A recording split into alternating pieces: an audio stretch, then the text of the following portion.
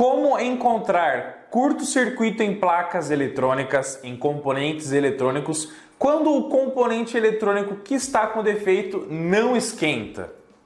Gente, essa pergunta é definitivamente uma das que eu mais recebo pelos nossos alunos da família Eletrônica Fácil, que diariamente nas suas assistências técnicas, no local que eles trabalham para reparar placa de ar-condicionado, placa de automação de portão, placa de Smart TV, entre outras placas eletrônicas como de smartphone também, onde existe um curto-circuito, uma baixa resistência entre um ponto de alimentação positiva e negativa, só que o bendito do componente eletrônico não esquenta, não aquece, e aí fica muito difícil você, aplicando ali um congelante ou outra estratégia, de você localizar o componente, a famosa maçã podre eletrônica, mais facilmente. E isso faz com que exija de você, meu amigo aluno, aluna da família Eletrônica Fácil, técnicas, conhecimentos e expertise para localizar o defeito mesmo sem esse aquecimento acontecer. Hoje, você saberia localizar o defeito, o curto-circuito na placa eletrônica sem o componente esquentar? Conta aqui para mim no campo de comentários se você já teve essa dificuldade, se você já passou por isso. Então, se você quer aprender um método, uma metodologia chamada Método Kelvin de localização de curto-circuito em placas eletrônicas, também chamado de Método Kelvin 4 pontas, Técnica Kelvin de medição de curtos em placas eletrônicas, tudo isso e muito mais, fica até o final desse vídeo porque hoje definitivamente nós vamos aprender a localizar os curtos-circuitos na placa eletrônica do nosso cliente. Afinal de contas, nós treinamos bastante na placa de automação de portão e hoje é muita mão na massa e eu vou mostrar de forma definitiva como localizar curto, agora com o Método Kelvin, Técnica Kelvin 4 pontas de forma show de bola, incrível e sensacional. Beleza? Vamos nessa!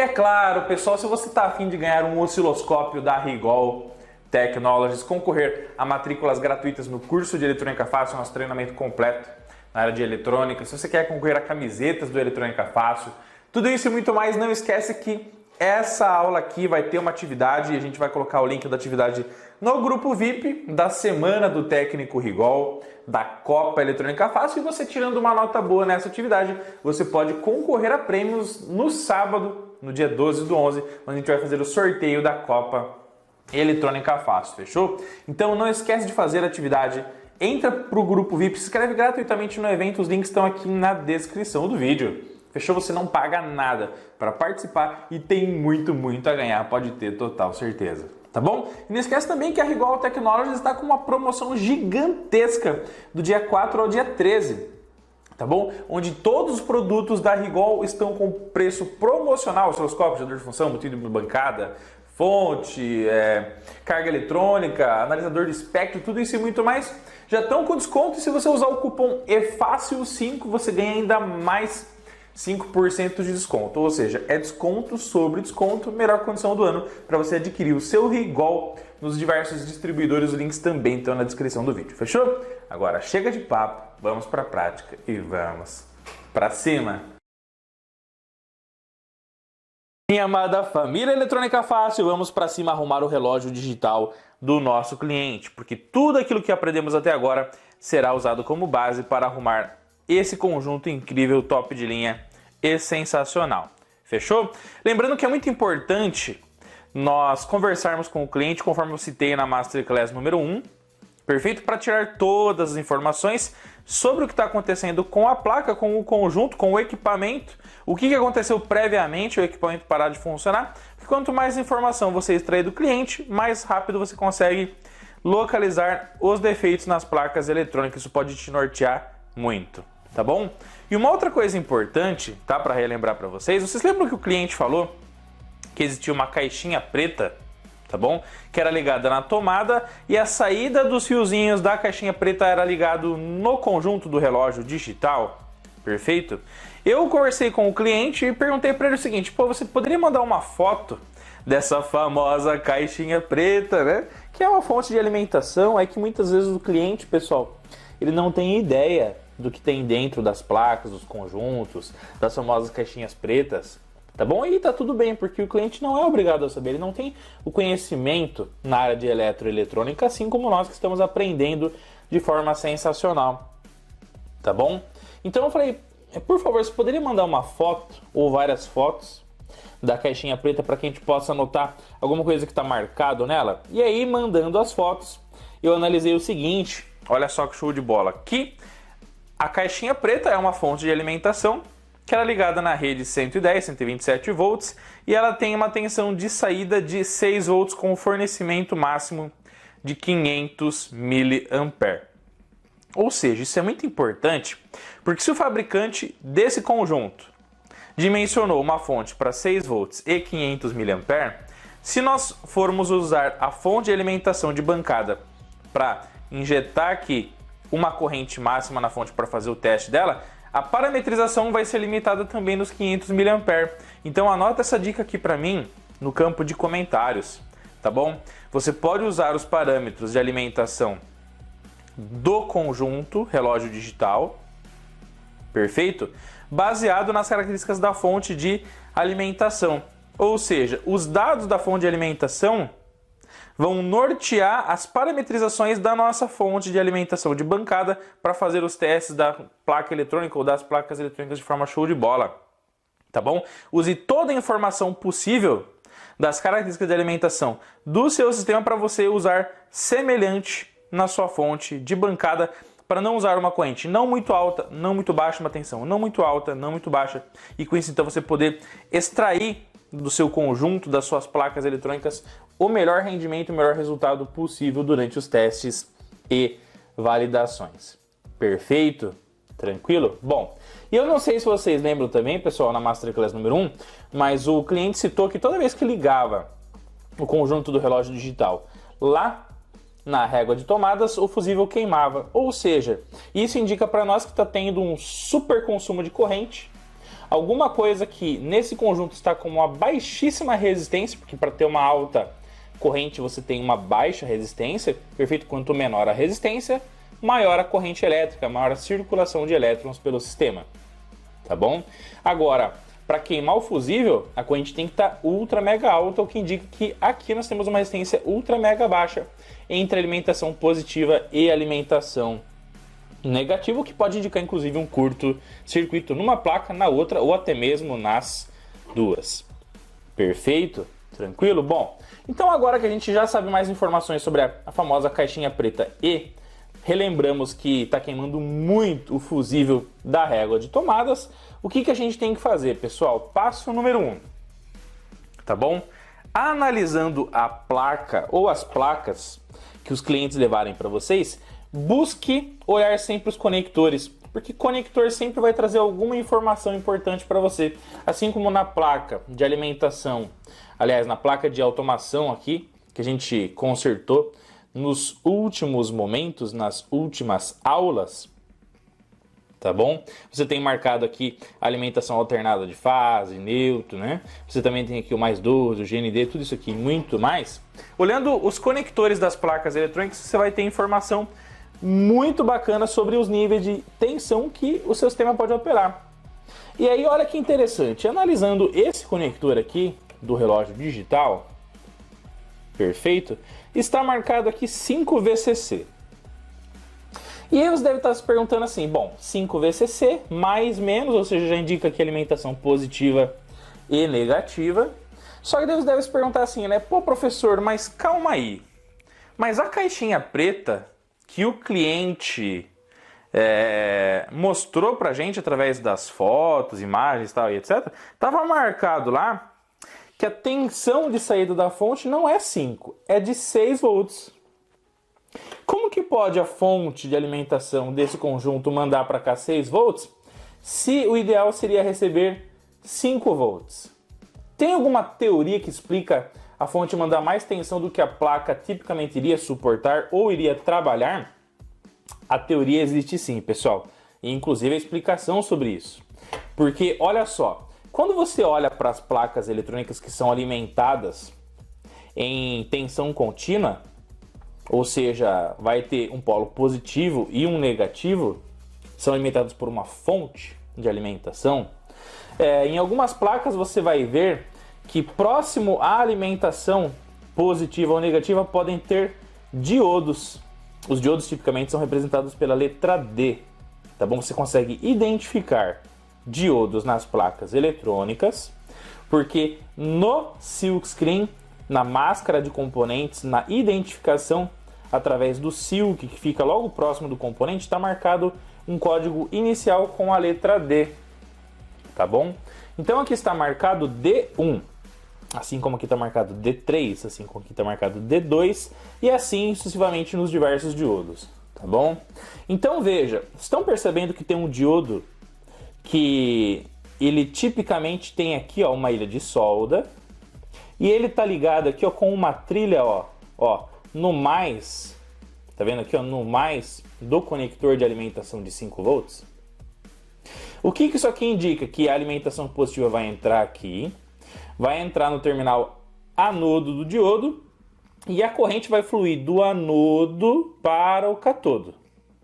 E aí quando a gente estuda a eletrônica, a gente estuda lá num dos módulos do curso de Eletrônica Fácil, inclusive os diodos, nós aprendemos que toda vez que a corrente elétrica flui do anodo para o catodo no diodo de silício, você tem uma queda de tensão entre anodo e catodo de aproximadamente 0,7 volts. Então, se a gente injetar aqui 6 volts entre positivo e negativo, como a corrente vai circular do anodo para o catodo e vai ter uma queda no diodo de 0,7 aproximadamente, vai restar para toda a placa eletrônica, em todo mundo que vai receber positivo e negativo, aproximadamente quanto, gente? 6 volts menos 0,7, ou seja, aproximadamente 5,3 volts. Então, por isso que a fonte ela tem uma tensão um pouquinho maior do que o 5. Porque daí, colocando o 6 menos esse diodo de proteção que tem aqui logo no terminal positivo, você vai ter os 5 volts chegando na placa eletrônica. Então o 6 é para já considerar a perda no diodo de proteção, que vai ter aqui a queda de 0,7 volts. Perfeito? E aí os 5 volts, que é o que a gente deseja nos circuitos integrados, que compõem o nosso sistema digital de gestão de funcionamento da placa eletrônica, vão chegar neles de forma incrível, top de linha e sensacional. Então é por isso que a fonte tem uma tensão um pouquinho maior do que está escrito aqui no conector. Se a gente alimentasse com 5 aqui, qual que seria a tensão que seria repassada depois do diodo para todo o sistema digital? 5 menos 0,7, 4,3. Pode ser que com 4,3 o sistema digital não tenha um rendimento tão grande, ou até mesmo os displays aqui da placa do display do nosso relógio digital, pode ser que eles acabem não acendendo de forma tão satisfatória como se trabalhassem em 5 volts, 5,3 volts. Perfeito, gente? Então é por isso que eu interpreto aqui que a fonte ela tem uma tensão um pouco maior do que a tensão indicada aqui no conector. Perfeito? Tranquilo? Esse diodo aqui, pessoal, ele é um diodo de proteção contra inversão de polaridade na alimentação. Ou seja, se porventura na alimentação da placa o usuário inverter a polaridade, colocar negativo onde é positivo e positivo onde é negativo, esse diodo não vai conduzir. Se ele não conduzir, ele vai absorver toda a tensão entre os seus terminais. Perfeito? Impedindo que a alimentação com polaridade errada na placa possa vir a queimar cada um dos CIs digitais. Porque quando você alimenta os CIs com polaridade invertida nos terminais de alimentação, isso pode gerar a queima imediata dos componentes. Então olha só como isso é perigosíssimo. Por uma desatenção na alimentação, você pode queimar todos os componentes da placa. Então, automaticamente você tem esse diodo para fazer essa proteção, para que se a pessoa alimentar errado, ele absorva toda a tensão e a placa não funcione. E aí a placa não vai funcionar, a pessoa vai falar, poxa, mas eu alimentei. A hora que ela vai ver, a caquinha eletrônica, ela alimentou errado e fala, puxa vida, errei a polaridade. Daí ela coloca positivo onde é positivo, negativo onde é negativo e a placa então volta a funcionar de forma show de bola. Perfeito, meus queridos? Bom, continuando, passo número 1, analisou os conectores? Perfeito? Já teve uma noção de qual é a tensão que pode ser alimentado no conjunto, nas placas eletrônicas? O passo número 2, que eu, professor Rodolfo, gosto muito de fazer, pessoal, é o seguinte: é você olhar para a placa, para o conjunto, perfeito? E você dá uma checada nela sobre quais componentes que existem nessa placa eletrônica. Então, pô, tem displays de 7 segmentos aqui, aqui eu tenho LEDs, aqui eu tenho circuitos integrados, aqui eu tenho capacitores cerâmicos que com certeza devem estar ligados no positivo e negativo, conforme eu já expliquei para vocês, para desacoplar ruídos de alta frequência. Temos resistores, aqui ó, eu tenho um componente que está começando com a letra Q, que indica que ele é um transistor, o R indica que é um resistor, a letra C capacitor, a letra U indica que é um circuito integrado, perfeito? Aqui outros 6 também, perfeito? E assim você vai identificando os componentes que estão na placa eletrônica. E aí, como nós vamos medir se as placas estão em curto entre positivo e negativo? Porque é a primeira coisa que a gente vai fazer, porque o cliente está falando que está queimando fusível. Se está queimando fusível da régua de tomada, alguma coisa está gerando um consumo muito alto de corrente. E quem é essa coisa? É tipicamente a nossa placa eletrônica, tá? O conjunto eletrônico do relógio, tá? Então, como a gente vai testar se tem curto na alimentação positiva e negativa, a alimentação positiva e negativa obrigatoriamente vai estar presente em cada um dos circuitos integrados. Em cada um dos nossos 6, tanto dessa placa como dessa aqui, porque eles precisam de alimentação positiva e negativa para funcionar. Agora, qual será um deles ou mais de um deles que estão com problema? A gente vai ter que checar isso com a nossa metodologia eletrônica fácil de teste de placas eletrônicas. Fechou? Então, passo número 2. Olhe para os CIs da sua placa e anote o código de cada um deles. Perfeito? Então, na nossa placa eletrônica, que a gente chama aqui de placa lógica, que é a placa que tem toda a lógica de funcionamento desse relógio digital, perfeito? Nós temos aqui esse CI, que tem o nome U13, tá bom? U13, e tá marcado o código dele aqui 4518. Esse aqui é o U12, tá marcado 4518 também. Esse aqui é o U11, está marcado 4518 também. Então nós temos 3 CIs 4518. Beleza? O próximo CI é o U3 e está marcado 4512 aqui no código dele, tá? Depois nós temos o U2, está marcado 4013. E aqui nós temos o 4060 que está marcado U1. Perfeito?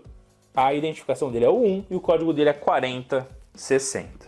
Beleza?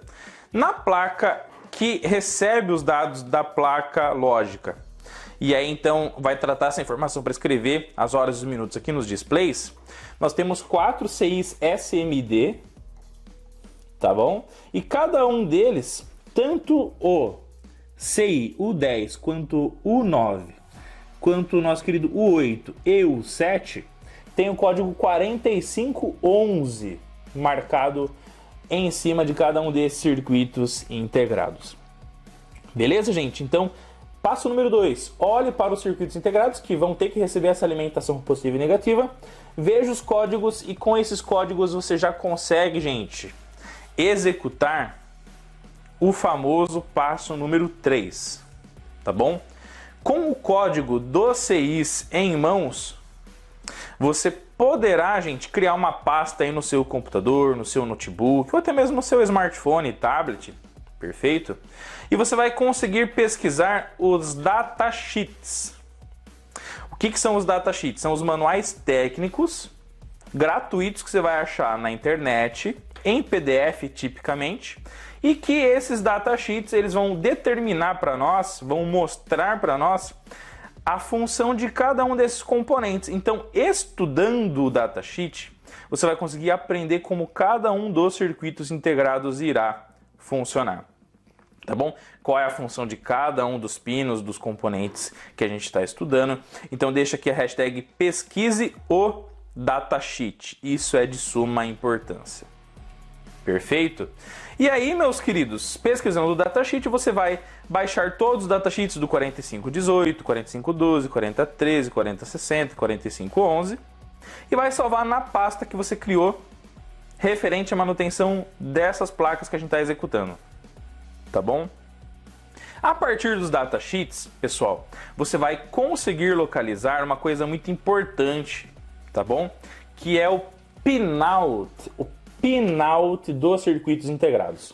O que é o pinout dos circuitos integrados? É uma imagem que mostra todos os pinos do nosso circuito integrado, dos nossos circuitos integrados.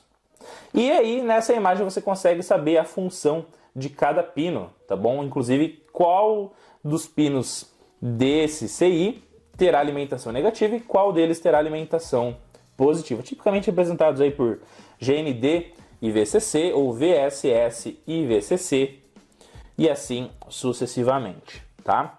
Então, outra dica importante é baixe o pinout, ou tire uma captura de tela do pinout dos circuitos integrados que você está estudando e que vai avaliar aqui, que você vai avaliar na placa para ver se ele está com defeito ou não, para que você possa já rapidamente localizar quem são os pinos de alimentação positiva e negativa de cada um desses circuitos. Show de bola! E baixe as imagens desses pinouts e salve na mesma pasta dos datasheets para você poder abrir, analisar e visualizar cada um desses pinos de forma show de bola, rapidinho e sensacional. Beleza? Com o pinout em mãos, nós chegamos à seguinte conclusão, pessoal, que os pinos de alimentação positiva e negativa do 64518 são nesses três caras, então, que cada um deles aqui tem 16 terminais, você tem o pino 16, que é o extremo superior, direito. Então olhou para o CI, chanfrinho, pino 1 à esquerda, 1 até o 8, 9 até o 16, tá? Então, o extremo superior direito, que é o 16, a alimentação positiva dos três. Legal? E a alimentação negativa é no inferior esquerdo, ou seja, o pino número 8, tá bom? Então, pino 8 dos 4518 é alimentação negativa e pino 16 alimentação positiva. Certo? O nosso querido 4512, que é esse cara aqui, ó, 4512, ele também tem 16 terminais e também tem o pino 8 como alimentação GND negativa e 16 como positiva. O 4013, que tem 14 terminais, gente, o 4013 aqui, ó, ele tem o pino 7 como alimentação negativa, GND, e pino 14 alimentação positiva, VCC. E por fim, mas não menos importante nessa placa, o 4060, que também tem o pino 8 como negativo e 16 como positivo. Pô, professor Rodolfo, mas eu estou percebendo que tem um padrão na alimentação dos integrados, onde o pino da esquerda e de baixo é o negativo, e o pino da direita lá em cima é o positivo. Esse padrão se repete tipicamente nas placas? A resposta é sim. Em muitos componentes eletrônicos, circuitos integrados, você vai ter alimentação como a parte de baixo da esquerda o negativo e a parte de cima da direita o positivo, tá bom? Mas você só vai conseguir confirmar essa informação baixando o pinout do componente e também analisando o datasheet, certo? E aí, gente, nessa placa aqui que é do display, nós temos 44511 e analisando o pinout deles, o pino 8 de cada um deles é o GND e o pino 16 também é o VCC. Perfeito? Agora então que nós já automaticamente descobrimos os nossos queridos pinos de alimentação positiva e negativa, nós vamos checar se existe algum curto, uma resistência tendendo a 0 ohms entre o positivo e o negativo de cada um dos CIs e também entre o positivo e o negativo aqui já de alimentação do nosso relógio digital. Então vamos que vamos, vamos para cima. Show de bola, galera! Então anotem aqui para mim no campo de comentários que o passo número 4 é checar se existe curto-circuito entre a alimentação positiva e negativa dos circuitos integrados. Por quê? Porque se automaticamente tem um curto entre o VCC e o GND do CI, nós vamos ter curto-circuito em quem está fornecendo tensão para eles. Então, se tem curto entre VCC e GND nos circuitos integrados, e eles são alimentados pela tensão da fonte, nesse caso aqui é 6 volts, que depois o diodo aqui vai passar a ser 5,3, tá bom? Nós vamos ter curto da saída do diodo até o GND aqui, do positivo que sai do diodo para o GND. Então, checando se tem curto-circuito no CI, se sim, a chance é muito grande de ter curto-circuito diretamente na fonte, perfeito?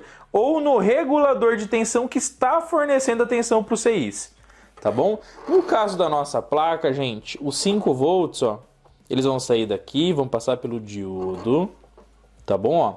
E aí você vai notar o seguinte, que não existe regulador de tensão que está recebendo esses 5 volts e convertendo, por exemplo, para 3,3 ou outras tensões. Então toda a tensão que está saindo daqui, ó, está sendo jogada diretamente nos circuitos integrados, mas isso também você pode detectar fazendo as medições de continuidade elétrica. E já já vou dar mais dicas para vocês em relação a isso, tá bom? Nossas pontas de medição, ponta preta no comum, ponta vermelha, medição de ohms, medição de resistência elétrica, tá? Primeiramente, inclusive vou apertar a seleção aqui, vou selecionar a medição de continuidade. Beleza? Porque daí o alarme sonoro vai indicar para nós se existe um curto-circuito ou não. Vou interligar uma ponta na outra. Olha lá. 0 ohms. Então, toda vez que você escutar esse alarme sonoro, existe continuidade. Um ponto está ligado ao outro. Só que se eu for medir a continuidade do pino de alimentação positiva com negativa do CI, não pode dar, porque a resistência interna dele, entre VCC e GND, é de cerca de mega ohms, milhões de ohms, conforme eu já expliquei nas masterclasses para vocês. Então, se der continuidade do VCC, alimentação positiva com negativa, o CI está em curto, a alimentação dele está em curto, ou alguém que está ligado em paralelo com ele está em curto, está influenciando nessa medição, tá bom? Vamos à prática então, ó. Vamos lá. Conforme você acabou de estudar com o professor Rodolfo nos passos anteriores, no pinout nós identificamos que o pino 16, que é esse daqui, é alimentação positiva e o 8 aqui é negativa. Vamos medir se tem continuidade para prever, quem sabe, se existe um curto-circuito na alimentação dessa placa. Vamos lá, ó. Ponta vermelha 16, ponta preta 8. Olha lá, ó. Olha lá, gente. Então, ó, alarme sonoro indicando o que, gente, para nós? Que existe curto-circuito entre a alimentação positiva e negativa desse CI. 0,1 ohm. Ou seja, existe um curto entre mais VCC e GND do primeiro 4518, tá? Só que como eu já mostrei para vocês nas masterclass anteriores, automaticamente, se esse cara aqui está em curto entre VCC e GND e todo mundo aqui está ligado entre o mesmo ponto de positivo e negativo, essa medição de curto vai refletir em todas as outras alimentações, ó. Positivo e negativo, ó. Alarme sonoro, curto, 0,1 ohm. O outro positivo e negativo do 4518, ó. Olha lá. E aí, em todos que eu for medir, ó, positivo e negativo do 4512. Positivo e negativo do 4013. Ó, positivo e negativo. Positivo e negativo do 4060. Ou seja, meus queridos, olha só, anota aqui para mim no campo de comentários, tá bom? Pra gente relembrar isso que é muito importante, tá bom? Todas as vezes que um circuito integrado tem um curto-circuito entre VCC e GND, todos os demais que estão ligados na mesma tensão, se você medir continuidade entre positivo e negativo, nos seus pinos de alimentação positiva e negativa, identificados lá no pinout do CI, vão ter que apresentar uma medição muito parecida, ou seja, o curto vai ser indicado em todos, mas qual CI que está em curto, nós vamos aprender a detectar já já, tá bom? E aí tem uma outra coisa muito importante, pessoal, que olha só, vocês vão perceber que nesse cabo flat, ou seja, nesse flat cable, tá bom? Com ele nós passamos toda a informação dessa placa para outra. Inclusive nós mandamos alimentação de 5 volts, ó, Então tá marcado aqui na placa 5VDD. Vou até girar aqui a placa para vocês enxergarem, ó. Tá marcado aqui, ó, 5VDD, 5VDD. E do outro lado tá marcado aqui, gente, GND. Então o GND tá vindo deste pino aqui, da barra de pinos, e o VCC aqui. Então os 5 volts também estão sendo enviados para a placa lá do nosso querido display, através do flat cable, tá bom? Então os pinos 16 e 8 do 4511 aqui também vão receber essa alimentação. Só que se o curto já foi indicado aqui e o mais 5 e o 0 estão sendo enviados para cá, automaticamente, como eles vão trabalhar, esses vão trabalhar com essa mesma tensão, o curto vai ser indicado aqui também. Vamos checar se isso é verdade, ó. Então vou medir a continuidade entre o pino 16 do SMD, ó, 16 e 8, ó. Curto entre o outro, 16 e 8. Curto, beleza? Entre o outro, 16 e 8. Curto e outro 16 e 8. Curto também.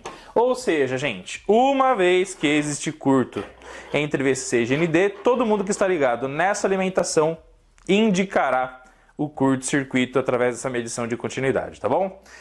Mas aí tem uma estratégia, quando você tem muitas placas, certo, sendo alimentadas por uma mesma tensão, inclusive essa tensão é distribuída por flat, que você fala assim, ó, deve pensar assim, ah, professor, mas e se essa placa estiver em curto? Entre 5 e 0? Iria refletir nessa? Opa, iria. Mas e se eu pegar e soltar aqui, então, ó, o nosso querido cabo flat? Então, tiro aqui o cabo flat, ó. Olha só que interessante.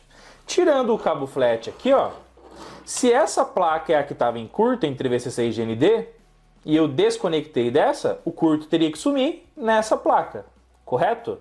Opa, certinho, porque daí automaticamente, se essa placa é que tem o defeito, tirou dessa daqui entre 5 e 0, VDD e VSS, VDD e GND, já não pode ter o curto mais, tá bom? Então agora, o que nós vamos testar? Se é essa placa aqui que estava influenciando nessa, e se essa tem curto e essa aqui está boa, tá bom? Então o que a gente vai fazer agora, ó? Vocês vão perceber aqui no conector que nós temos VDD, como eu já disse, 5 volts, e GND aqui, ó. VDD e GND. Então a alimentação positiva está aqui e negativa está aqui. Não pode ter curto entre VDD e GND. Perfeito? Então vamos lá, ó. Então vamos testar a continuidade entre VDD, entre 5 volts, e GND, ó. Vou tocar aqui, ó, ponta preta. Vamos lá, ponta preta no GND. Ponta vermelha no VCC, VDD. Vejam o valor, galera, que vai ser exibido no multímetro de bancada da Rigol Technologies. Ó. Ou seja, uma resistência tendendo a 0, mostrando que nessa placa eletrônica aqui, que é a placa lógica, existe um curto-circuito entre mais 5 e 0. Independente dessa aqui. Ou seja, sem a influência dessa placa nessa, existe um curto-circuito entre mais 5 volts e 0 volts. Olha só. Entre mais 5 volts e 0 volts. Perfeito? Ah, professor, mas essa tensão só vale para os circuitos integrados? Não, gente. Como eu disse, vale para todos os componentes que recebem essa tensão. Vocês devem perceber que cada circuito integrado tem um capacitor aqui na frente, ó. Cada CI tem um capacitor cerâmico de 100 nanofarad aqui na frente. Esses capacitores, como eu já disse para vocês, são capacitores que são ligados entre o positivo e o negativo de cada um dos CIs para desacoplar ruídos de alta frequência, que podem interferir no seu funcionamento. Então, uma ilha de solda do capacitor vai estar ligada no positivo e a outra no negativo. Tudo bem? Então, se você medir continuidade nos capacitores, não pode dar. Porque automaticamente você está medindo continuidade entre positivo e negativo. Se você medir aqui e der, olha lá, você também tem a indicação de curto-circuito. Olha lá, ó. Ou seja, mais uma vez, em qualquer medição de positivo e negativo na sua placa eletrônica, quando existe um curto, o curto será refletido em todas as medições. Agora, o problema, o grande BO, é você achar em qual dos componentes é que está esse bendito desse curto-circuito, tá bom? Então, já descobrimos, gente, tá bom? Anota aqui para mim no campo de comentários. Existe curto-circuito da alimentação positiva para negativa na placa lógica, tá bom? Então você deve estar pensando o seguinte, né? Bom, como o curto está na placa lógica, então na placa do display, tipicamente não vai ter curto.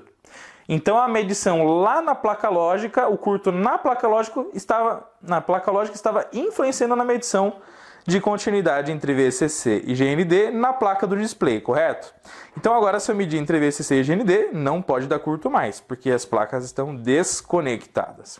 Vamos ver se isso é verdade? Vamos ver se não tem curto mais na nossa querida placa do display. Então, continuidade, vou medir entre 16, pino 16 e 0, e pino 8, tá bom? Entre alimentação positiva e negativa, ó. Ih, rapaz, deu curto também, ó, entre 16 e 0. 16 e 8, tá? Pino 16, alimentação positiva, e 8 negativa. Deu curto. Vamos medir aqui, ó, entre pino 16 e 8. Deu curto. Entre pino 16 e 8. Deu curto.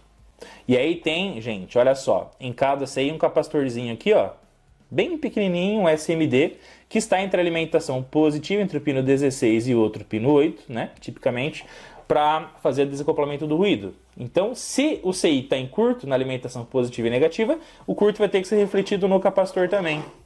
Olha só, vamos medir agora a continuidade nos capacitores, ó. Continuidade. Continuidade. Continuidade. E no outro também. Continuidade. Ou seja, gente, a malha positiva e negativa nessa placa também está em curto. Ou seja, existe um curto nos dois sistemas, nas duas placas eletrônicas, tá bom? Uma outra dica final, pessoal, olha só. Às vezes, ao montar um cabo flat, no momento que você crimpa o conector, pode um fiozinho entrar em contato com o outro e o curto estar no cabo flat, acidentalmente, no momento de montar o conector do cabo flat. Então, como o positivo e o negativo estão um do ladinho do outro aqui, ó, no conector de alimentação, se você crimpou e um fiozinho de uma das vias entrou em contato com a outra, acidentalmente, o cabo é que está gerando o curto. Olha só, que dica show de bola. Então, para tirar isso da sua mente, que o cabo é que é o problema, o que você pode fazer? Você pode desconectar o cabo. Então, eu desconectei o cabo. Tá bom? Ó, tirei o cabo flat. Vou colocar do ladinho aqui. E agora vou medir, mais uma vez, a continuidade entre positivo e negativo. Ó. Então, entre 5 volts, que é o VDD, e o 0, que é o GND. Ó, 5 volts e 0. 5 volts e 0. E o curto continua. Então, gente, o curto não foi causado pelo cabo flat. Então, realmente, nós confirmamos que existe um curto-circuito tanto na placa do display, entre VCC e GND, entre 5 volts e 0 volts, e também na placa do display. E agora cabe a nós aprendermos a aplicar uma estratégia na prática para localizar definitivamente qual é o componente que está em curto e detalhe, sem contar com o aquecimento do mesmo, somente aplicando o famoso método Kelvin de localização de curto-circuito em componentes em placas eletrônicas. Está ansioso? Deixa a hashtag Tô ansioso, professor, e vamos pra cima. Meus queridos, para que nós possamos então aplicar o famoso método Kelvin de localização de curto-circuito em componentes inseridos em placas eletrônicas, primeiro eu tenho que explicar para vocês uma coisa muito importante, tá bom? Sobre como o nosso querido multímetro mede resistência elétrica, tá bom? Se eu vou medir a resistência de um componente, entre dois pontos, enfim, como que ele faz, eletronicamente falando, para que ele possa então estar medindo a resistência entre dois pontos. Você saberia me dizer, gente, como que o multímetro faz? Qual é a estratégia que ele usa para medir resistência elétrica? Se você já sabe, anota aqui para mim no campo de comentários, tá bom? E para ensinar isso aqui para vocês, eu vou precisar de dois multímetros, tá bom? O da direita vai medir a resistência elétrica, efetivamente, e o outro vai medir algo que ele vai gerar lá no resistor que ele está medindo, tá bom? Inclusive multímetros, acessórios de soldagem eletrônica, protoboard, componentes e muito mais você acha na loja eletronicafacil.com.br, nossa loja oficial, e o link está aqui na descrição do vídeo, tá bom? Então, gente, olha só, nós temos aqui dois resistores, perfeito? Um de 4.700 ohms e outro de 2.200 ohms. Perfeito? A escala que eu vou usar desse multímetro aqui, para a gente medir a resistência dos dois, na mesma escala, é a escala de 20 kΩ, tá bom? Beleza? Então, o que eu vou fazer nesse momento? Ó, vou pegar aqui as pontas de prova do nosso multímetro, ponta preta no comum, ponta vermelha medição de resistência. Legal? E essa ponta de medição é uma ponta muito bacana, é uma ponta da Rigol Technologies, tá? Que ela vem com um acessório que é uma garrinha de jacaré, ó, que você adapta na própria ponta de prova, na própria ponta de medição, ó. Então você pega a garrinha de jacaré e você consegue adaptar na própria ponta do seu querido multímetro, tá bom? Ou seja, simplesmente sensacional, né? Então eu vou pegar aqui na escala de 20 kΩ e nós vamos tocar aqui para medir o primeiro resistor da forma comum que vocês já conhecem, tá, pessoal? Então uma ponta aqui, ó, vou pegar o jacarezinho, vou colocar num terminal e a outra no outro terminal do resistor e só. Ah, professor Rodolfo, mas até aí eu já sei medir resistores eletrônicos, tá? Tudo bem, gente, não tem problema. O mais importante é você absorver o conhecimento que eu vou passar para vocês, tá? Ó, qual é o valor que foi marcado aqui no multímetro de resistência referente ao primeiro resistor? Na teoria, ele seria 4.700 ohms. Marcou 4.63K, ou seja, 4.630 ohms. Tá bom? Bem próximo do valor teórico, tá? E aí, gente, olha só que sensacional. O multímetro, para medir resistência, ele faz o seguinte: entre a ponta vermelha e a ponta preta, quando ele vai medir o resistor, o multímetro vai fazer com que circule uma corrente elétrica entre a ponta vermelha e a ponta preta. E no momento que ele faz com que circule uma corrente elétrica da ponta vermelha para a preta, se eu circulo uma corrente nesse sentido aqui, ó, da ponta vermelha para a preta, essa corrente não vai passar pelo resistor que está sendo medido? Show! Se eu passo um I, uma corrente, sobre um resistor, o que vai gerar entre os dois terminais do resistor? Vai gerar uma famosa tensão. Pela lei de Ohm, a gente calcula a tensão como quem vê, ri. Ou seja, V é igual a R vezes I. Se eu forço através do multímetro a circulação de uma corrente pelo resistor, automaticamente vai ser inserido entre os dois terminais uma tensão elétrica. Aí essa tensão elétrica, quando o multímetro detecta o valor, automaticamente, se ele sabe a corrente que ele injeta, porque é uma corrente que está sendo proveniente de dentro do equipamento, e ele sabe qual é a corrente que ele está injetando nessa escala de medição. Se ele sabe a corrente que ele está injetando aqui, e vai aparecer uma tensão aqui que ele consegue medir também, automaticamente, se ele sabe o V e ele sabe o I, dividindo V sobre I, ele calcula o valor da resistência para mostrar aqui para vocês no display. Então olha que louco. Para medir resistência, ele injeta a corrente de uma ponta para outra, vai passar a corrente pelo resistor, vai aparecer entre os dois pontos uma diferença de potencial e ele medindo essa tensão que está chegando nas pontas de prova, ele divide o V pelo I e com isso então consegue calcular o R aqui para você. Essa é a estratégia que o multímetro usa para medir resistência elétrica, tá bom? E aí você deve estar se perguntando assim, né? Pô, professor, mas qual será o valor dessa tensão que está sendo gerada aqui no resistor? Eu vou pegar o famoso multímetro amarelinho vencedor, que todo eletricista, todo técnico eletrônico começa com ele, né? E vou colocar na menor escala de tensão contínua, tá bom? Nesse caso aqui, ó, 200 milivolt, 200 milivolt, tá? E aí, nós vamos medir a tensão elétrica que vai ser gerada entre os dois terminais do nosso querido resistor. Vamos lá? Ó. Então, ponta vermelha no vermelho, ponta preta no preto aqui, ó. Olha lá, gente, cerca de 43,3 milivolt, tá bom? Então, automaticamente, essa tensão 43,3 milivolt é a tensão que o multímetro azul está detectando aqui entre os dois pontos, entre as duas pontas de prova, e está pegando esse valor de 43,3 milivolt e dividindo pela corrente que ele está injetando e automaticamente está calculando essa resistência aqui para nós, tá? Beleza? Tranquilo?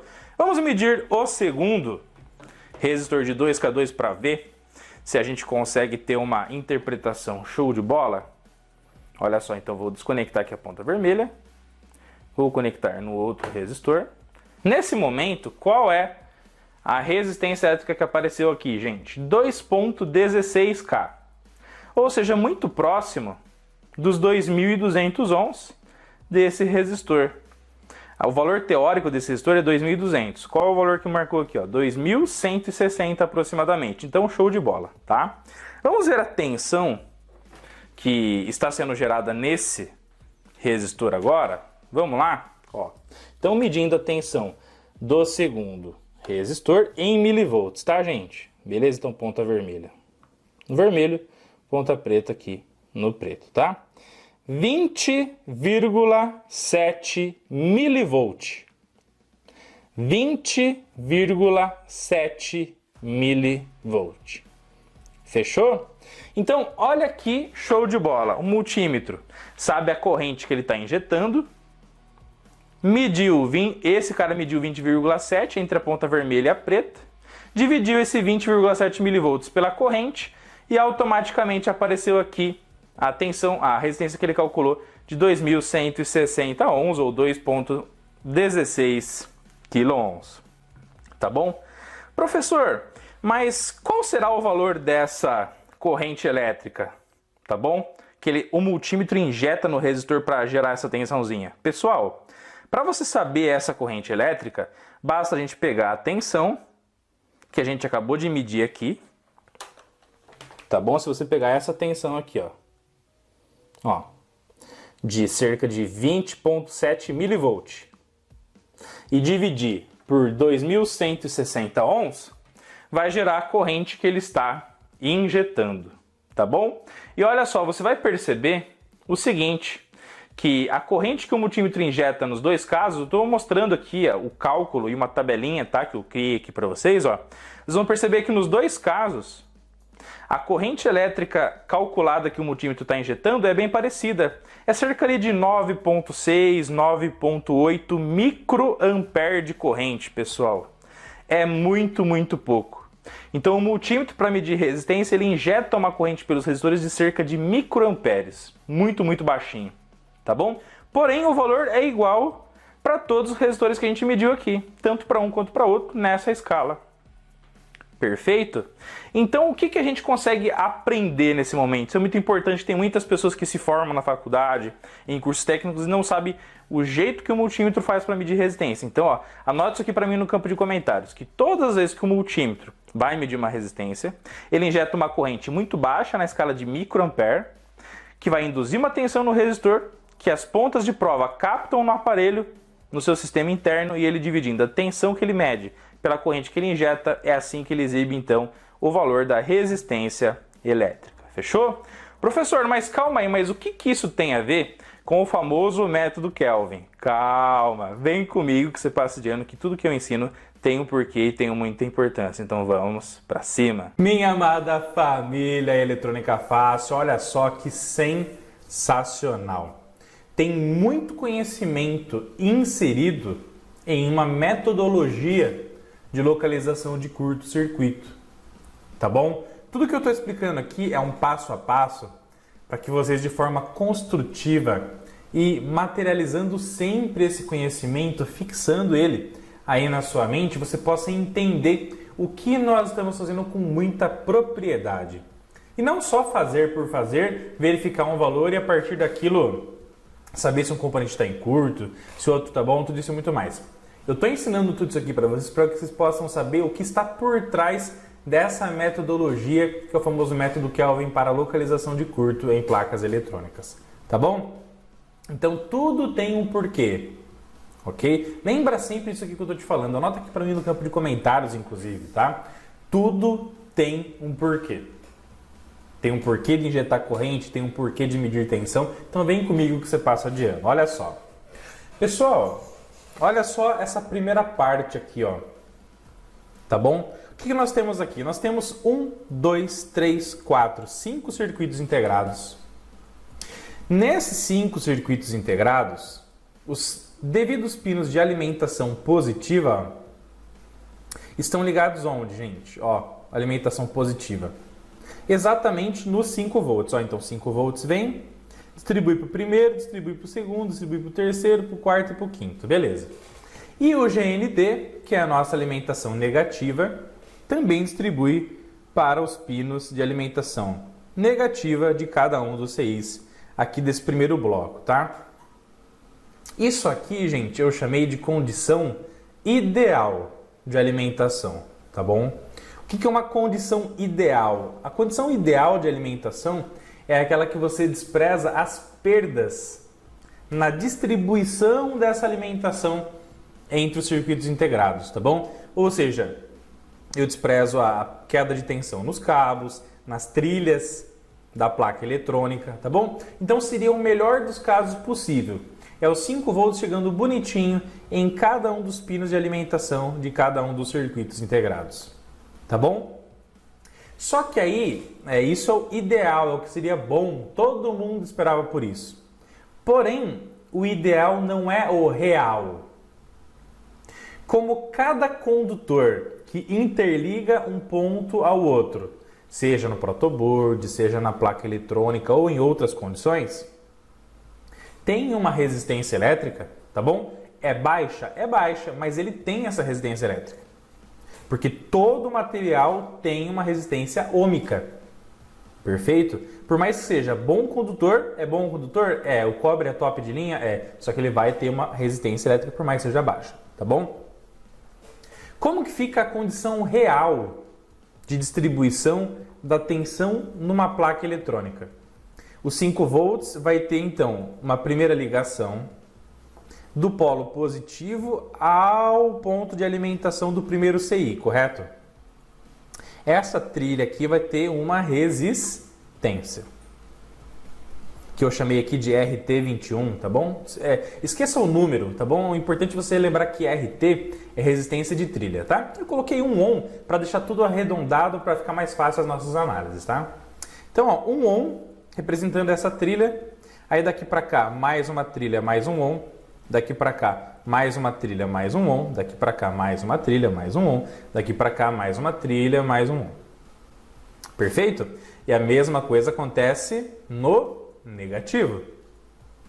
Então, ó, negativo, mais uma trilha, mais um ohm, mais uma trilha, mais um ohm, e assim sucessivamente.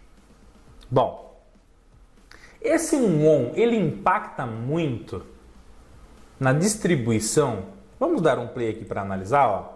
Olha só. No primeiro caso aqui, então, condição ideal, perfeito, ó. 5 volts. Qual é a corrente que está circulando aqui, gente? Ó, uma corrente muito baixinha. Perfeito? Por que está circulando uma corrente baixinha? Porque, como eu já ensinei para vocês nas masterclasses anteriores, a corrente que um CI precisa para funcionar é a famosa corrente quiescente. É a corrente que o sistema semicondutor interno do CI vai solicitar para que então toda a função lógica daquele circuito integrado esteja ativada de forma show de bola.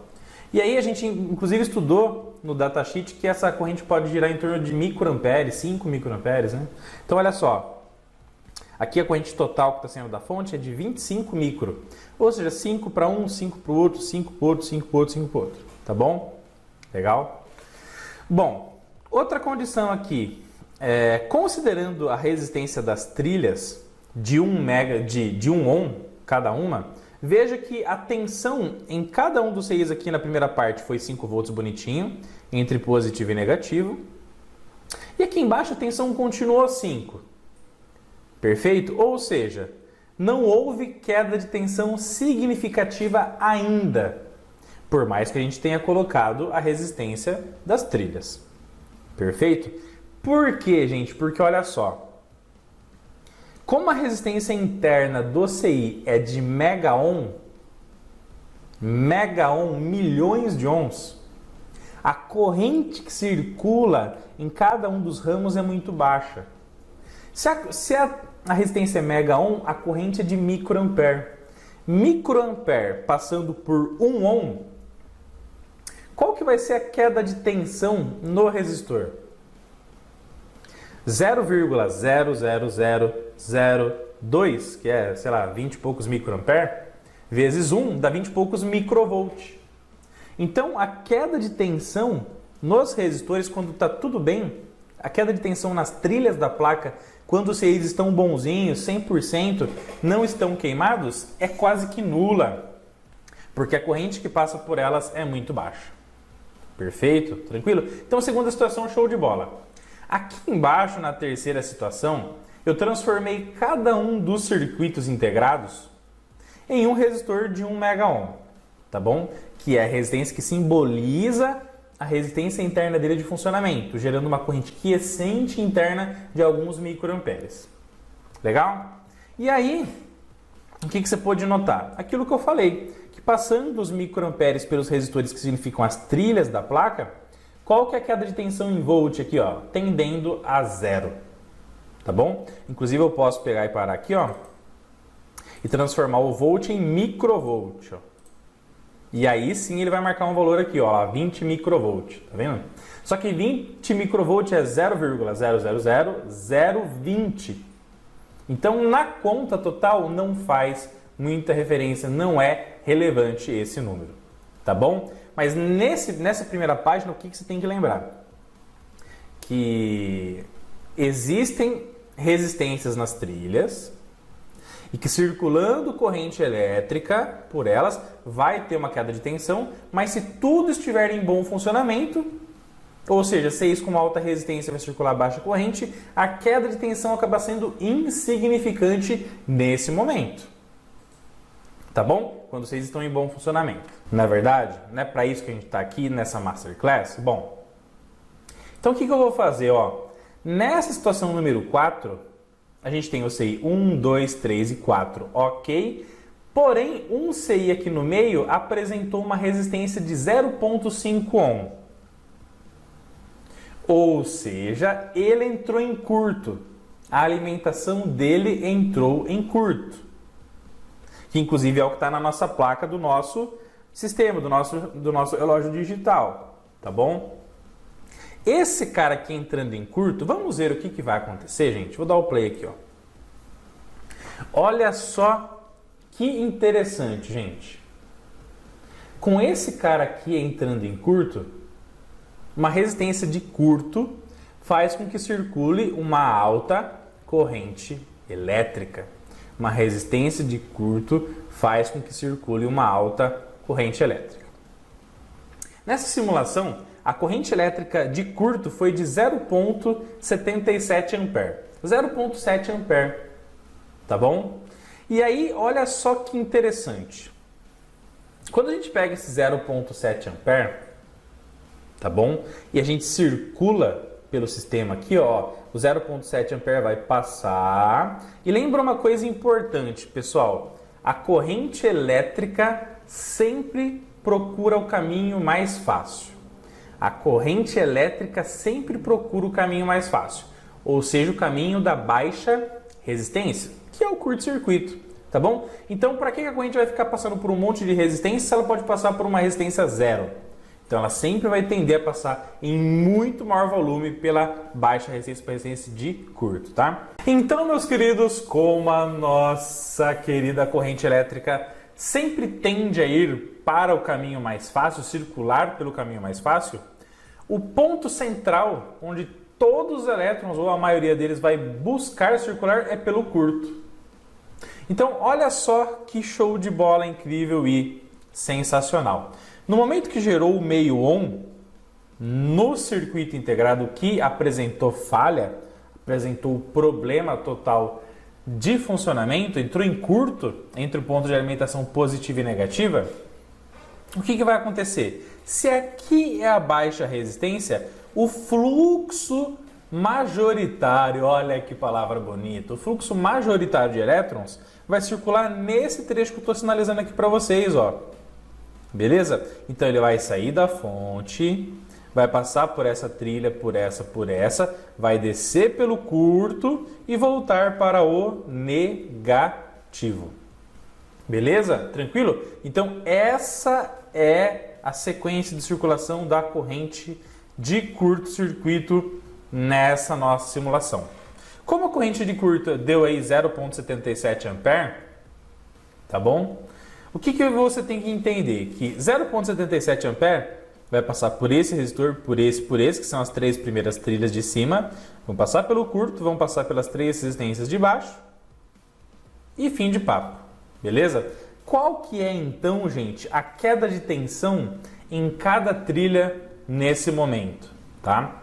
0,77 ampere passando por 1 ohm vai gerar o que de tensão aqui, ó?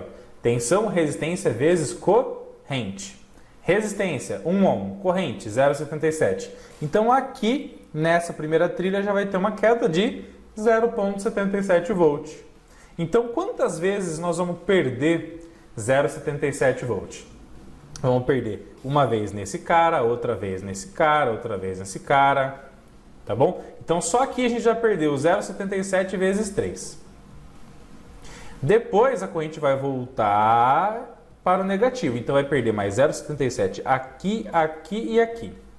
Ou seja, você vai ter uma queda de tensão, tá bom? Se a gente arredondar para 0,75, vai, 0,75 daria 1,5 volt em 2, 2,25 em 3. Perfeito? 2,25 mais 2,25, com aqui a parte de baixo, 4,5.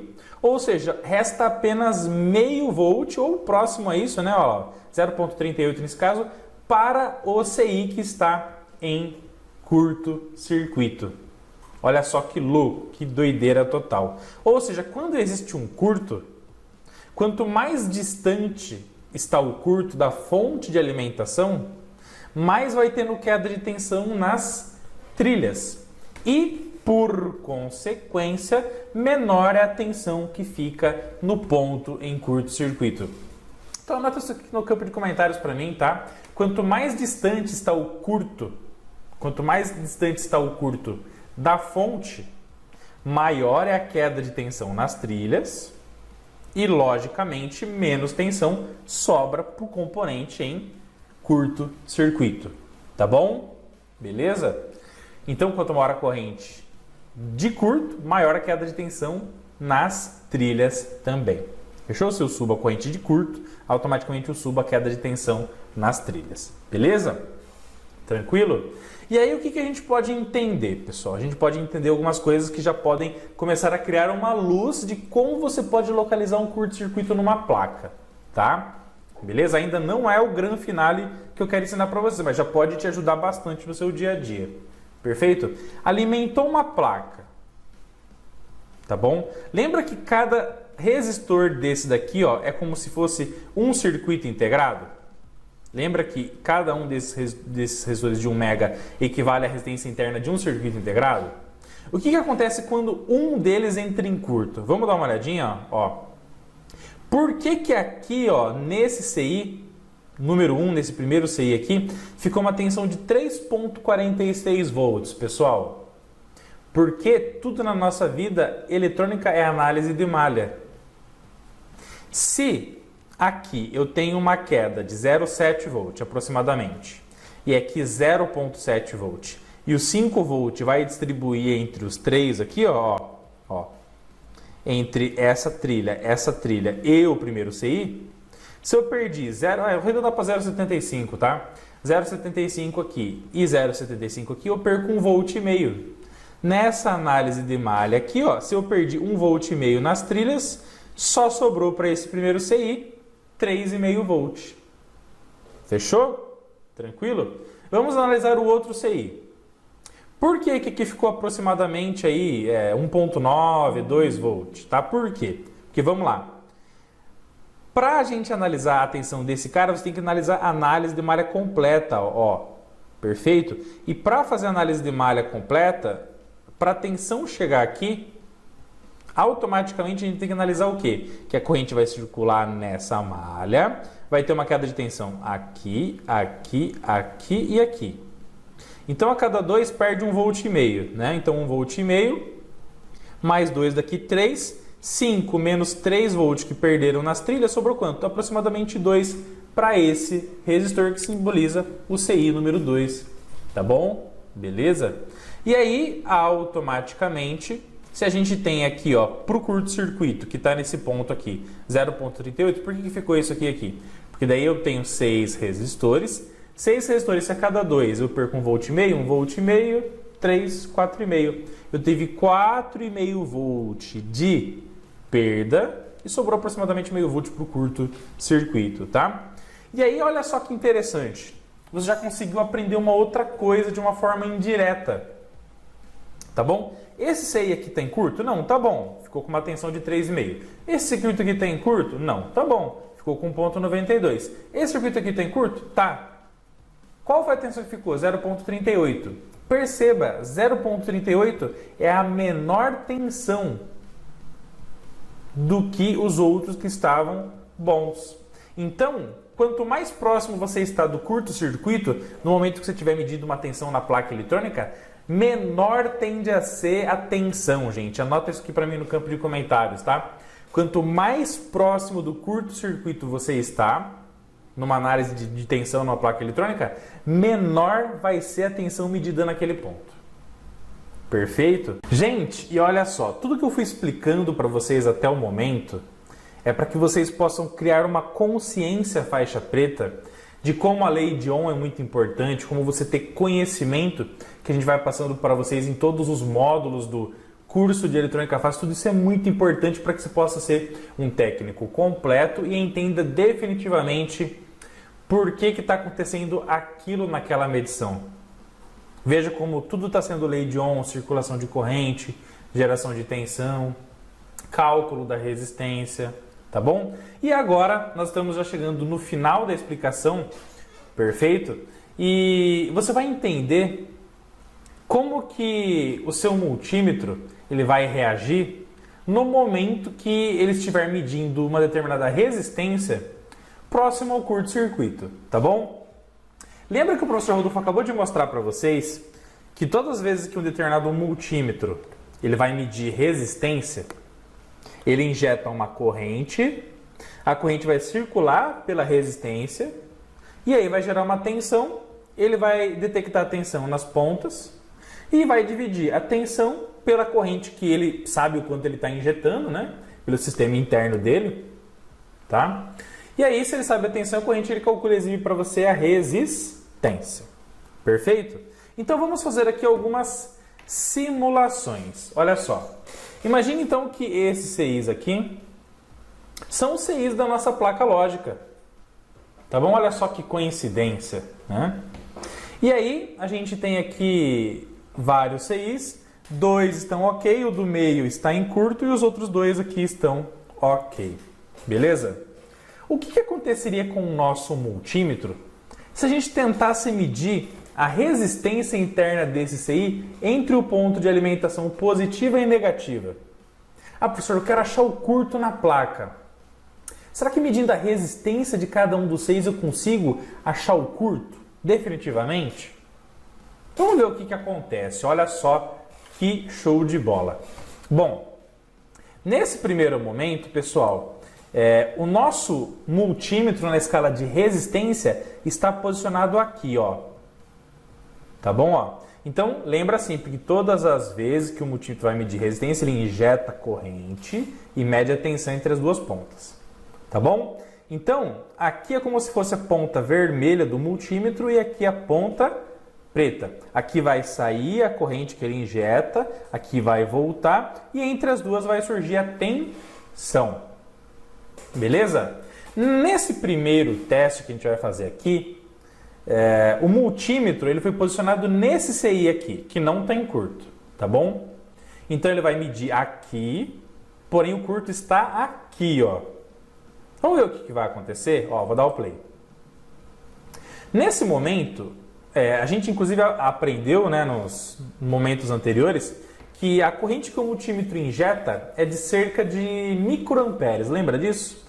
Então eu coloquei aqui uma fonte de corrente, simbolizando a corrente que ele vai injetar, de 10 microampere, que é esse valor aqui, ó, 0.000010. Beleza? Então, o que aconteceu com a tensão que o multímetro captou entre as duas pontas quando ele mediu a resistência nesse CI aqui? Perfeito? Esse aqui está em curto? Não. Esse aqui está em curto? Não. E esse aqui? Ah, esse está. Então, o que vai acontecer, minha amada família eletrônica fácil? Os 10 microampere vai passar por um resistor, 2, 3, 4 e mais o curto. Então, ao total, eu tenho quanto de resistência? Eu tenho 1 ohm, 2, mais a resistência do curto, 2,5, 3,5, 4,5. Então, olha a lei de Ohm funcionando de forma maravilhosa. Multímetro, injetou corrente. Lembra que eu estou na escala de resistência, pessoal, tá bom? Então, ele injetou corrente de 10 microampere. Os 10 microampere passou por quanto, gente? 1, 2,5, 3,5, 4,5. 10 microampere vezes 4,5 ohm. 10 microampere vezes 4,5 ohm dá 45 microvolt. Então, a corrente que ele inseriu na placa é 10 micro. Passou por 4,5 ohm, que é a resistência equivalente de toda a malha aqui até chegar no curto e voltar. 10 microampere vezes 4,5 ohm, 45 microvolt, tá bom? Mas aí qual é a resistência que o multímetro vai calcular e exibir aqui na tela, no display para você? Gente, então o multímetro vai fazer o seguinte cálculo, ó. Vem comigo que você passa de ano, tá? Para ele calcular a resistência e exibir no display para você, ele vai fazer o quê? Ele vai fazer a tensão sobre I, tensão sobre corrente. Qual é a tensão? 45 microvolt, 0,000045, dividido pela corrente que ele sabe que ele está injetando do circuito interno. Qual é a corrente que ele injeta? 10 microampere, 0,000010, igual. Opa! Então, nessa condição aqui, medindo 2 CIs à direita do curto, a resistência que vai ser exibida aqui nesse display vai ser de 4,5 ohms, tá bom? Então, ó, 4,5 ohms é a resistência que ele vai exibir no display, que ele vai calcular, medindo 2 CIs à direita do curto. Fechou? Legal. E aí você, insistentemente, tá com o seu multímetro, belezinha? Ao invés de medir para ver se esse está em curto agora, você mede aqui, por exemplo, do outro lado lá, entre os pontos de alimentação do CI. Ah, deixa eu medir se é esse aqui que está em curto, vai medir a resistência dele, tá bom? Então você deslocou o seu aparelho lá para a esquerda. Perfeito? E aí o que vai acontecer, gente? Também posicionou, ó, 2 CIs ao lado do curto. Então, esse CI tá bom, esse CI tá bom, esse aqui tá em curto. Perfeito? O que vai acontecer com a resistência que o multímetro vai marcar e exibir no display para você? Tá bom? Nessa simulação. Ele vai injetar uma corrente de 10 micro, injetou uma corrente.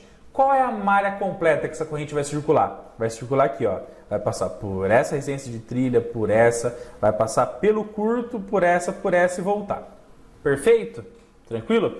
Resistência total da malha aqui, ó, é quanto? 1, 2,5, 3,5, 4,5. Opa! Então 10 microampere circulando por 4,5 ohm dá 45 microvolt. Os 45 microvolt vão aparecer na ponta de prova do multímetro e ele vai fazer o cálculo e vai chegar nos mesmos 4,5 ohms e vai marcar aqui no display para você. 4,5 ohms de resistência, tá? Beleza? Então não importa se você está medindo 2,6 para a direita ou 2 para a esquerda. O que importa é o trajeto que a corrente que ele vai injetar vai percorrer, vai gerar uma tensão e dividir a tensão pela corrente para mostrar então a resistência, tá? Mas num outro momento, ao invés de você medir 2,6 para a esquerda, você resolveu medir num CI mais próximo do centro, mais próximo do curto.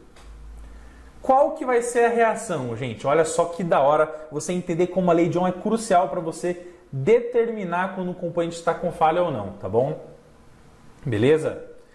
Aqui agora você posicionou o seu ohmímetro nesse CI, no ponto de alimentação positiva e negativa, nesse. Qual é a malha onde vai circular a corrente? Ó, ele vai injetar 10 microampere, 10 microampere vai passar por 1 ohm, vai passar pelo curto e por outro ohm e voltou. Então vai passar por 2,5 ohm. 10 microampere passando por 2,5 ohm vai gerar uma resistência, aliás, vai gerar uma tensão de quanto, gente? 10 microampere passando por 2,5, 10 vezes 2,5, 25, só que 25 microvolt. Tá, então entre as pontas de prova do multímetro vão aparecer uma tensão de 25 microvolt nesse caso, tá bom? 25 microvolt vai gerar quantos ohms lá no display? Resistência, tensão sobre corrente. Tensão 0,000025 dividido pela corrente 0,000010 igual 2,5. Opa! 2,5 ohm. Incrível, top de linha e sensacional. Mas calma aí, professor. Então, quanto mais próximo eu estiver do curto, menor será a resistência exibida no display? Exatamente, meu querido amigo aluno da família. Eletrônica Fácil, olha só que conhecimento show de bola. Anota aqui para mim no campo de comentários. Quanto mais próximo você estiver do curto-circuito, na medição de resistência elétrica, menor será a resistência exibida no seu multímetro incrível, show de bola e sensacional. Quanto mais perto do curto, menor será o valor de resistência exibido no display do seu multímetro, tá bom? Na escala de resistência, legal? Vamos lá que tá ficando show de bola. Se você tá curtindo, deixa a hashtag aula top aqui no campo de comentários e vamos para cima. Aqui, gente, nessa ocasião, eu já estou medindo direto no curto. Ou seja, não estou nem 2,6 para a esquerda, nem 2 para a direita, nem apenas 1. Mas estou medindo direto no curto. Tá bom? Direto no CI que está com falha. Vamos ver o que vai acontecer? Olha lá. Ó. O multímetro vai injetar 10 microampere, vai circular pela malha em curto. Só que qual que é a malha em curto agora? Ó, a corrente saiu, já passou pelo curto e voltou. Então, está muito mais curto o circuito, está muito mais curta a malha. Tá bom? 10 microampere passando por meio vai dar o que, gente? 5 microvolt. Então, qual é a resistência que vai ser exibida no nosso querido display, gente? 10 microampere passou por meio ohm, 5 microvolt. Vai ter que ser exibido 5 aqui mesmo, ó. Olha lá, tem que ser exibidos os próprios 0,5 ohm, tá bom? Vamos fazer o cálculo aqui, ó. Então, 5 microvolt, 0,000005, dividido pela corrente, 0,000010, igual 0,5 ohm. Então, medindo no curto, deu a menor resistência. Deu meio ohm. Tá bom? Então, gente, olha só que incrível, show de bola e sensacional. Anota, inclusive, mais uma vez aqui para mim no campo de comentários, tá? Quando o multímetro está na escala de resistência, quanto mais próximo ele estiver do curto-circuito, menor será a resistência exibida no display desse cara incrível, maravilhoso e show de bola. Fechou? Ah, agora não tem para ninguém, né, galera? Agora que a gente já entendeu que no ponto que a gente medir a menor resistência vai ser o componente em curto, tá fácil, show de bola, é sensacional. Então vamos que vamos, vamos para cima, já vamos medir a primeira resistência elétrica. Multímetro de bancada da nossa querida Rigol Technologies. Perfeito. Vamos apertar aqui então a medição de resistência. Vou clicar aqui em Utility, System, Display e vou colocar aqui para o fundo ficar em preto, que a visualização fica bem mais fácil.